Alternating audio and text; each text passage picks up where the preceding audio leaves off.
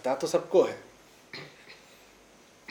पर जब दो इच्छाएं हों तो उसमें से किसी एक का ज्यादा प्रबल होना जरूरी है ना। एक तो इच्छा है उसको पा लेने की और दूसरी इच्छा है खुद को बचा लेने की। पहली इच्छा को कहते हैं इश्क और दूसरी इच्छा को कहते हैं स्वार्थ कह दो, देह भाव कह दो।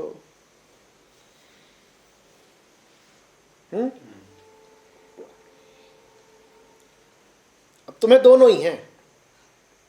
दुनिया में ऐसा कोई नहीं जिसे ये दोनों ही इच्छाएं ना हो। पहली इच्छा है मिट जाने की, दूसरी इच्छा है बने रहने की।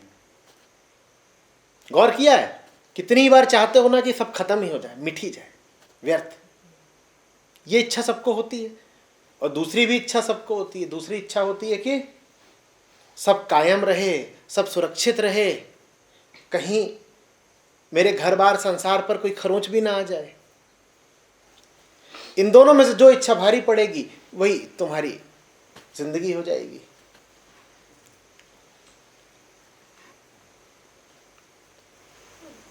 Say that in English. Which are the two things that you are talking about? The first is the will to dissolve, the will to reach there. And second is the impulse, instinct to continue. The life desire, the life instinct.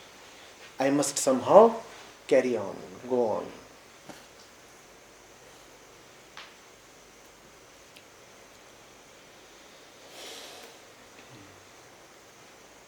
इन दोनों में से जो भारी पड़ेगी वो तुम्हारी जिंदगी तय कर देगी।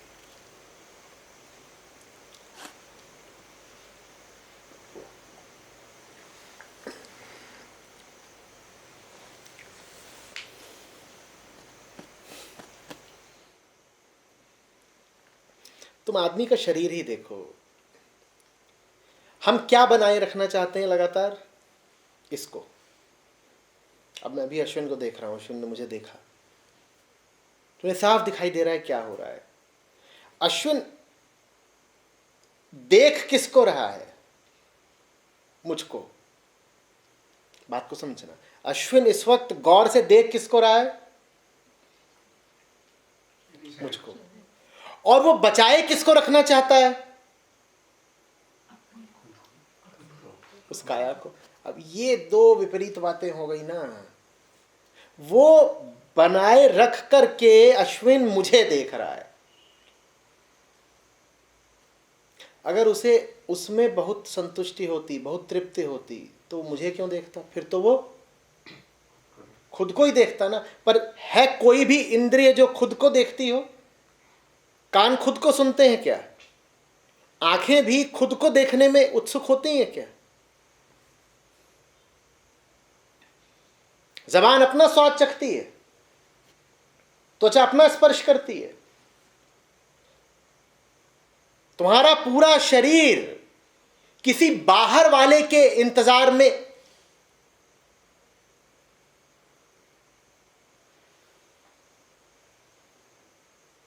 कब से चुपचाप खड़ा है। देखा है छोटे बच्चे को,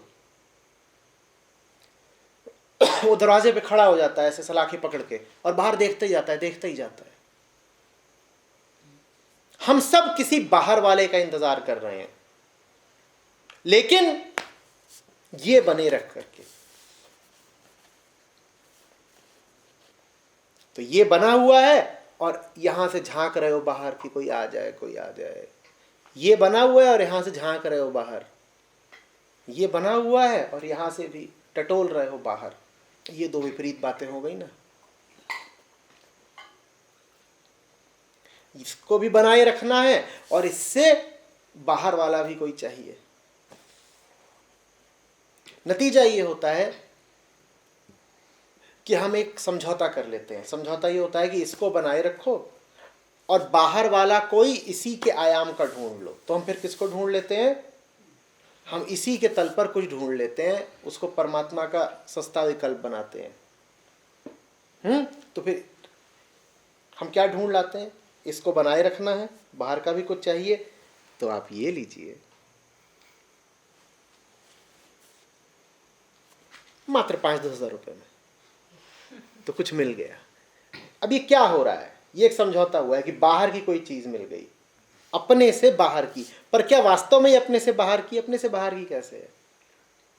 हमारे ही द्वारा बनाई गई है, हमारे ही द्वारा प्रक्षेपित है, तो ये हमें सुकून दे नहीं पाती। तो अच्छा इसने नहीं दिया तो इससे मिल जाए, तो इससे मिल जाए। ये सब कोशिश चल रही है परमात्मा को खोजने की। आंखें बाहर देखना चाहती हैं, बाहर वो उसी को खोज रही हैं, पर बाहर उनको मिल क्या जाता है? कभी ये मिल जाता है, कभी ये मिल जाता है। आदमी को औरत मिल जाती है, औरत को आदमी मिल जाता है, बच्चे को खिलौना मिल जाता है, बूढ़े को लाठी मिल जाती है। बाहर ये चीजें मिल जाती हैं और फिर तुम सोचते हो कि इन चीजों से शांति मिल जाएगी। और ये चीजें अपने शरीर से तो बाहर की ही हैं, तो कुछ समय तक वो थोड़ी सी उथली शांति दे भी जाती हैं, लेकिन वास्तव में तुम्हारी आंखें बाहर जिसको खोज रही हैं वो ऐसा है कि आंखों को दिखाई ही नहीं पड़ेगा। तुम्हारी आंखें अपने आयाम से आगे का कुछ खोज रही हैं, और ये आदमी की बड़ी भीषण मजबूरी है, विभीषिका है, कि इसको बनाए रखते हुए उसे इसके आयाम से आगे का कुछ चाहिए। ये प्रकृति प्रदत्त मजबूरी है हमारी, ये भी रहे और वो भी मिल जाए।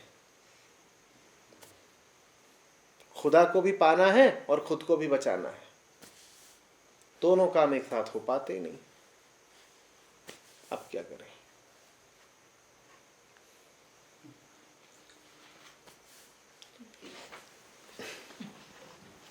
कौन जाने कि वो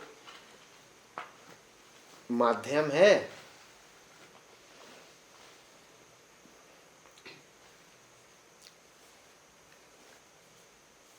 या बाध्यता है, कौन जाने। जो पुल कभी खत्म ही ना होता हो, वो पुल है या दीवाल?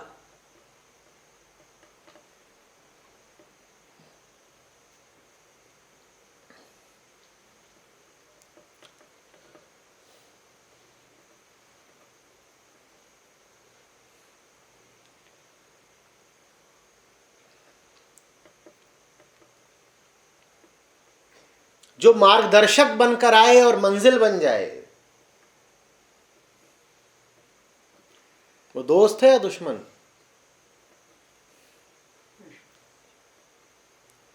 माध्यम तो वो है ना जो कभी खत्म होता हो और मंजिल तक पहुंचा दे, उसको ही माध्यम कहते हैं। लेकिन वो गुरु भी हो सकता है ना। जो गुरु कभी खत्म ही ना होता हो, वो दोस्त है कि दुश्मन? गुरु के लिए तो बहुत बहुत आवश्यक है कि एक बिंदु पर दिखाई देना बंद हो जाए।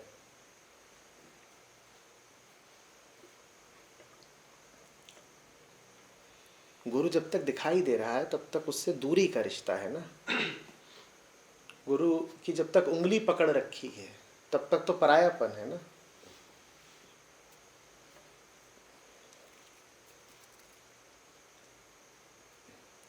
असली गुरु तो वो है जो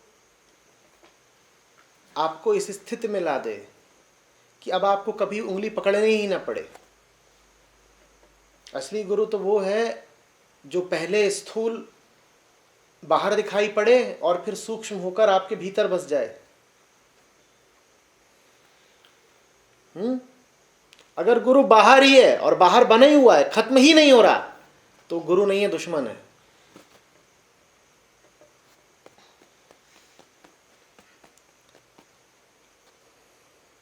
अब बताओ, देह माध्यम है या बाध्यम है?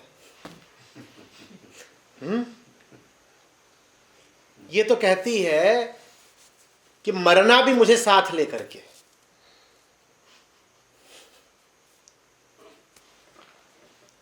ये कभी तैयार होती है पिंड छोड़ने के लिए? बोलो।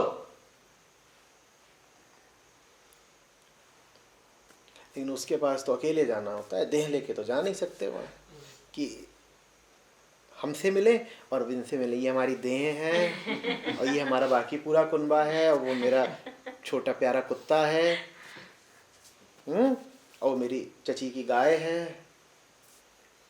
पूरा खानदान लेकर के तो जाओगे नहीं उसके पास। उसके पास कैसे जाना होता है? अकेले। उसके पास तो इतने अकेले जाना होता है कि साथ में देह भी नहीं ले जा सकते। और ये तो चिपकी हुई है, छोड़ने को नहीं तैयार। न ये आपको छोड़े ना आप इसको छोड़े।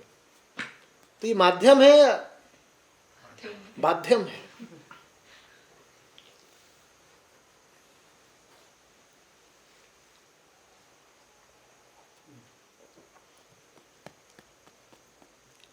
फिर माध्यम हो भी सकती है अगर आशिकी गहरी हो।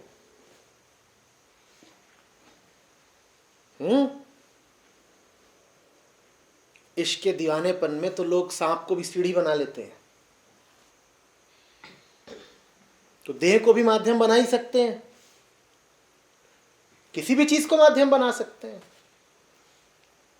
जहर को भोजन बना सकते हैं कि जहर पे ही जिंदा है। उतना दीवानापन है क्या?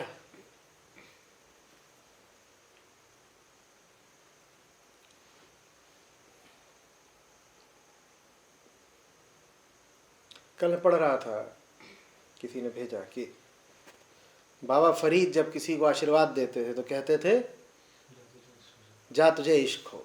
बात साफ है, सबको इश्क होता नहीं। सबको इश्क होता नहीं। सबको इश्क अगर होता तो दुआ की जरूरत क्यों पड़ती? हमें इश्क नहीं। कृष्णमूर्ति कहते थे we are a loveless people. हमारे दिलों में आग नहीं है। हम प्यार में तड़पते नहीं। हम दीवानगी नहीं जानते। हम हिसाबी किताबी लोग हैं। हमारी प्रकृति ज्यादा चलती है। प्रकृति ज्यादा चलती है माने क्या ज्यादा चलता है? खोपड़ा ज्यादा चलता है,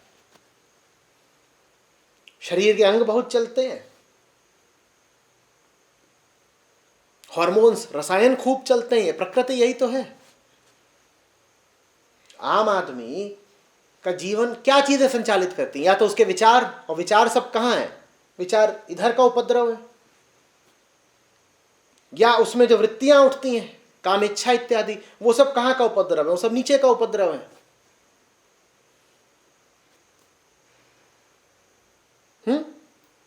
अंडकोश हो, गर्भ हो, यहां जो गतिविधि लगातार चलती रहती है, रसायनों का जो उत्सर्जन होता रहता है, वो आदमी को कितना नचाता है। नचाता है कि नहीं? और आम आदमी की जिंदगी ऐसे ही चलती है। और अगर तुम नीचे के रसायनों से नहीं संचालित हो रहे, विचारक इत्यादि हो, बुद्धिजीवी हो, तो किधर की गतिविधि संचालित हो जाते हो? इधर की। तो जिसको हम सामान्य आदमी कहते हैं, वो इन सब चीजों से चलता है कि भाई अब उम्र हो गई, अब वासना उठती है, अब ये करें, अब वो करें। जो थोड़ा उससे अपने आप को आगे का कहता है, वो बैठ के विचार करेगा। और विचार भी तो प्रकृति का ही काम है।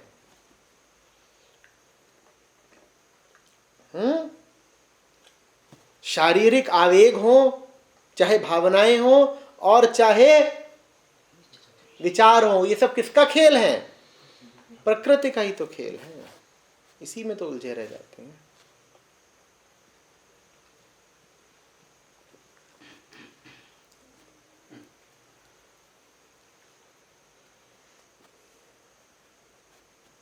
इश्क नहीं है। इश्क प्रकृति का खेल नहीं होता।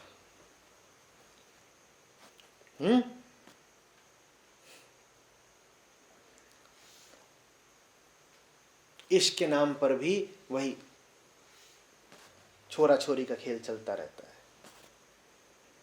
इश्क नहीं।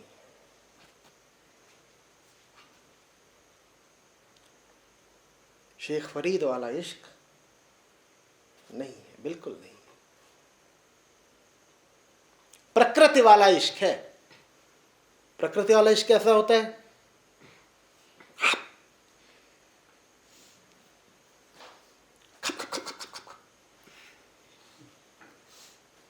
प्रकृति वाला इश्क ऐसा होता है कि शेर को हिरण से इतना प्यार है कि शेर ने हिरण को अपने जिस्म का हिस्सा बना लिया। प्यार ही तो है ये। हिरण जाने मन, हमें तुमसे इतना इश्क है कि दूरी बर्दाश्त नहीं होती, आओ हम में समा जाओ। आम प्रेमी भी तो यही करते हैं, आ मुझ में समा जा जाने मन। तो शेर का इश्क देखो, ये प्रकृति का प्रेम है। शेर हिरण से कहता है आ और मुझ में समा जा। और कितने ही फिल्मी गाने हो यही गा रहे हैं, तुम हम में समा जाओ, हम तुम में समा जाए। शेर ने यही सुना है, ठीक ये गाना सही मिला। हिरण को, घोड़े को, खरगोश को, सबको यही गाना सुनाता है, आ मुझ में समा जा। ये प्रकृति वाला इश्क है। प्रकृति वाले इश्क में जब तुम किसी से प्यार करते हो, उसको खा जाते हो, सीधे सीधे खा जाते हो। पति पत्नी को खा जाता है, पत्नी पति को खा जाती है, बाप बेटे को खा जाता है, बेटी माँ को खा जाती है। ये प्रकृति वाला प्यार है। और 99.99% लोगों के लिए प्यार यही है, प्रकृति वाला प्यार। आ तू मुझ में समा जा, तुझे खा ही जाऊं, तू मेरा हो गया, बिल्कुल पकड़ लूं।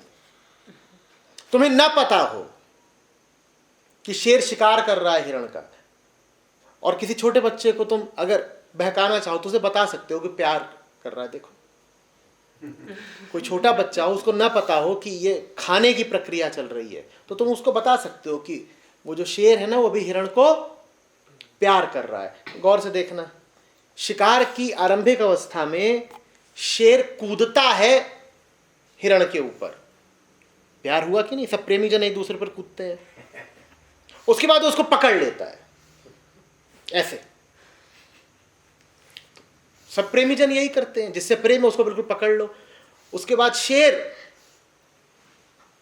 हिरण के गले पर दांत गड़ाता है। सब प्रेमी जन यही करते हैं।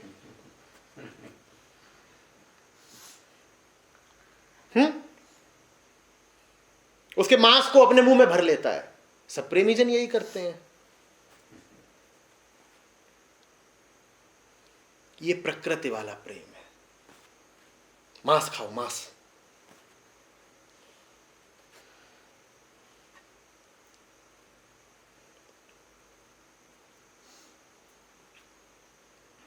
आज आधी रात के बाद जब मैं चला जाऊं तो इस तरह के गाने तलाशिएगा, मिलेंगे बहुत सारे। समा जाने वाले गाने। आ मुझ में समा जा, आ मुझसे एक हो जा। बिल्कुल समझ लीजिएगा एक बात क्या चल रही है।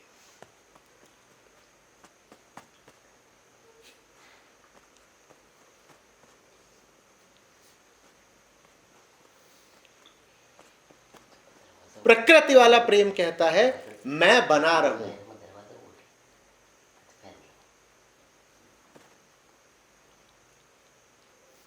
फरीद वाला प्रेम कहता है मैं मिट जाऊं।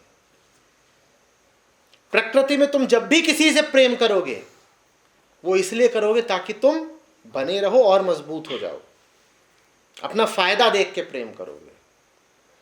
और फरीद वाला प्रेम जब होगा तो तुम्हारी इच्छा होगी कि किसी ऐसे से प्रेम हो जाए जो मुझे मिटा दे, खत्म कर दे। अंतर समझ रहे हो ना?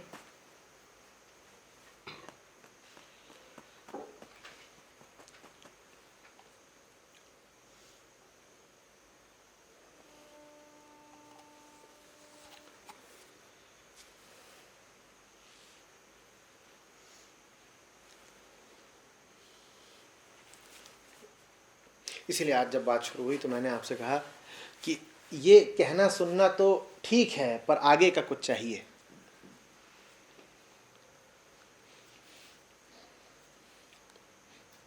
अब समझ ही रहे होंगे क्या चाहिए। क्या चाहिए?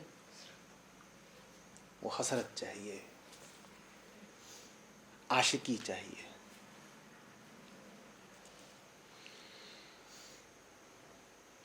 इच्छाएं तो बहुत हैं, परम इच्छा चाहिए।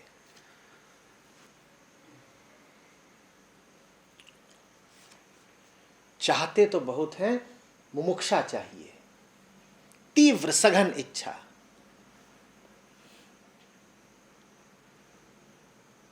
ऐसी इच्छा जो कहे उससे नीचे का कुछ चाहिए नहीं, और उसको पाने के लिए जितना इंतजार करना पड़े करेंगे।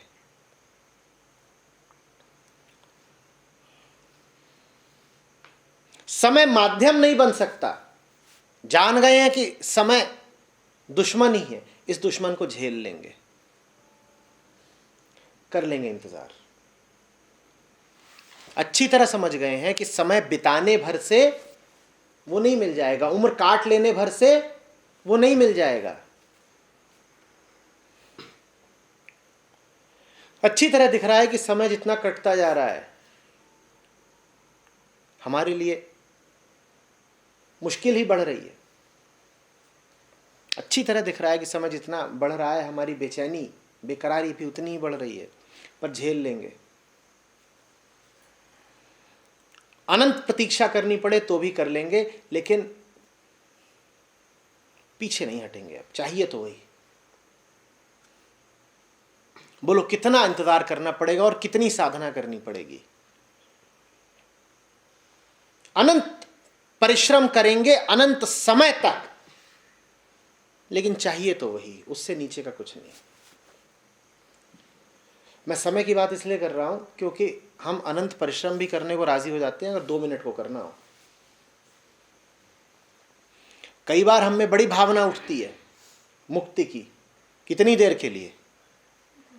2 मिनट के लिए। एक उछाल आता है, एक उभार आता है, एक स्पाइक आती है और गुजर जाती है। वैसे नहीं चलेगा। मांगने में दीवानगी होनी चाहिए और दीवानगी में सातत्य होना चाहिए। समझो बात को।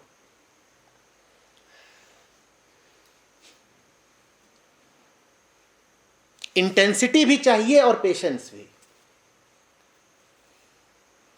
दीवानगी भी चाहिए और प्रतीक्षा भी।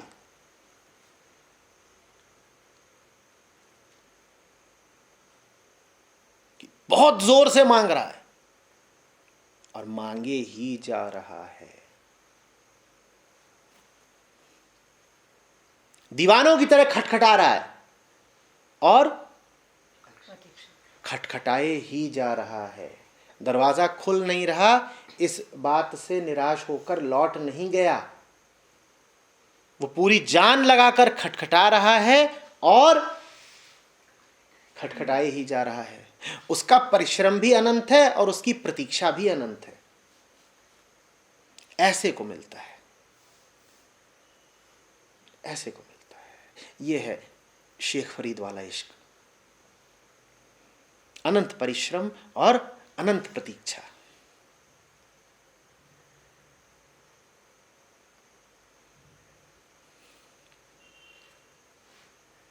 और फरीद जैसों ने हमें बताया है कि अगर तुम अनंत परिश्रम और अनंत प्रतीक्षा के लिए तैयार हो जाओ तो अनंत को भी उतरना पड़ता है।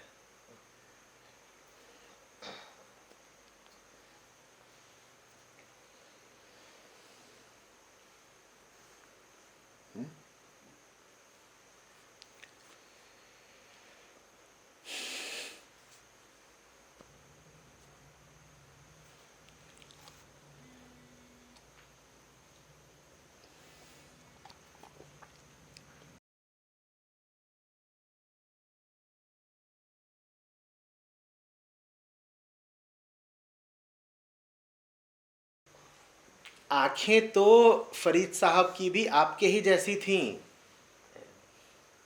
उनको भी कहां आंखों से दिखाई पड़ता था वो जो उन्हें चाहिए। जैसे आपको भी आंखों से क्या दिखाई पड़ रहा है? देह दिखाई पड़ रही है, कागज दिखाई पड़ रहा है, कपड़ा दिखाई पड़ रहा है। फरीद साहब को भी आंखों से तो इतना ही दिखाई पड़ता है। आंखें किसकी हैं? प्रकृति की। तो लाचार। आज बात करी ना, आंखें ढूंढने भी निकलेंगी तो कहाँ ढूंढेंगी? इधर ही कहीं ढूंढेंगी। यहाँ पे तो यही सब मिलेगा, ये लो, ले लो।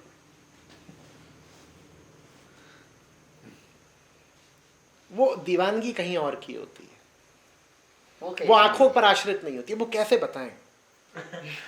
ऐसी होती तो दे देते। तभी तो आज शुरू करते ही कहा कि मैं जो कुछ भी करूंगा वो पर्याप्त नहीं होगा। अरे जो सामान्य दुनियावी प्यार भी होता है वो किसी में जगाया नहीं जा सकता। कोई आम लड़का हो, उसको भी आप विवश नहीं कर सकते कि जा उस लड़की से प्यार कर। ये आम सांसारिक प्यार है, वो तक जबरदस्ती नहीं किया जा सकता। वो तो हो गया तो हो गया, नहीं तो नहीं। तो उसके प्रति प्रेम कि कहां से कोई विधि फॉर्मूला लेके आऊं, कैसे किसी में उसके लिए प्रेम जगाऊं, कैसे करूं? बताओ कैसे करूं? कैसे कैसे कैसे?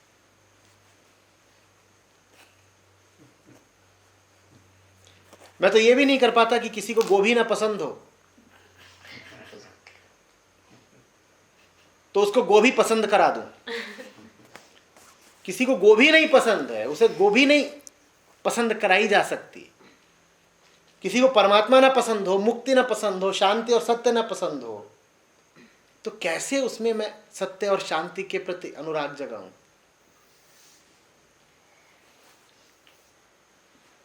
विधि अगर कोई है भी तो मानसिक तो नहीं है। क्या पता कौन सी विधि हो सकता है, वो विधि करने की ना हो, होने की हो। जो भी विधि है मुझे पता नहीं। बाबा फरीद भी इतना ही कह पाते थे, जा तुझे इश्क हो। अब आगे की बात तो उन्हें भी नहीं पता, हुआ कि नहीं हुआ, और नहीं ही हो रहा तो छू मंत्र तो नहीं कर सकते।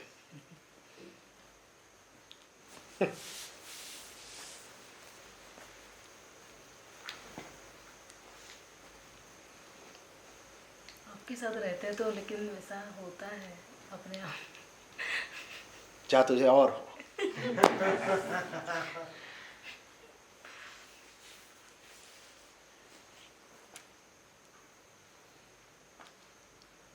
फिल्मी गानों के गीतकार भी कुछ बातें तो समझते ही हैं दुनियादारी की, है ना? प्यार किया नहीं जाता, हो जाता है। आम दुनियादारी में भी कुछ चीजें ऐसी हैं जो होती हैं तो होती हैं, नहीं होती तो नहीं होती। और जब होती हैं तो फिर आपके रोके रुकती भी नहीं है। चाहा तो बहुत ना चाहे तुझे, चाहत पे मगर कोई जोर नहीं। नाना करते प्यार तुम्हीं से कर बैठे, करना था इनकार मकर इकरार तुम्हें से। अब ये सब बातें दुनिया की हैं, छोरी छोरे की ही है। लेकिन समझो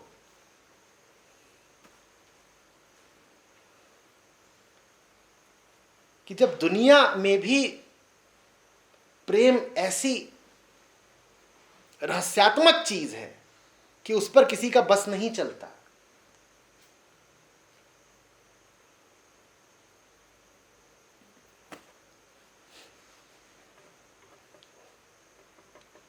तो दुनिया के बाहर वाला इश्क, उसकी तो बात ही निराली है। होगा नहीं, होगा नहीं, और हो गया तो फिर राम बचाए तुम्हें।